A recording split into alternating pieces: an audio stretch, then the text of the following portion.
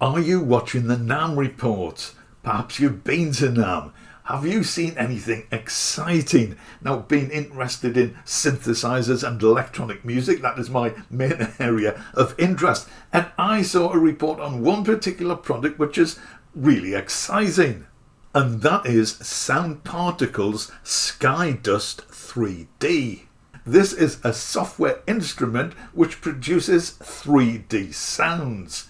Now, one of the reasons why I find this so exciting is that when I'm creating music, I really try to put the sounds in a 3D space and generally try to move them around using some sort of Panna or sometimes an auto Panna, or just simply place them in a 3D position.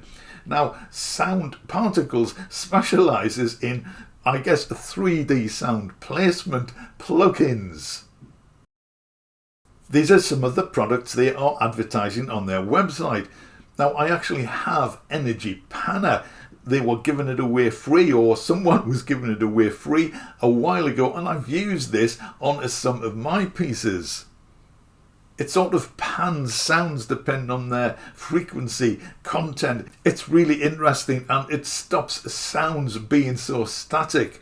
Now, I think electronic music lends itself to 3D sound placement. So the development of a 3D synthesizer I find very exciting. Now, not many of us have a 3D listening environment. I think most of us are probably still using stereo speakers. How old-fashioned is that? And there is software being developed that attempts to place sounds coming from stereo speakers in a 3D environment. So that is also exciting. I think one of the products was a set of Sony Headphones which did something like that. Very clever, very interesting, very exciting, I think, for electronic music producers. Now, I'll leave a link to one or maybe two of the reports from NAMM highlighting this 3D sound dust program. I shall also leave a link to the Sound Particles website where you can check it out for yourself. And if you scroll down the page, there is a video which gives you a quite detailed overview of the system. Now, if you think this is going to be of limited use because you don't have a 3D surround system, they have produced a stereo-only version, which is slightly cheaper than the full 3D version. That gives you the stereo effect and also a binaural effect, which is useful if you were listening on headphones.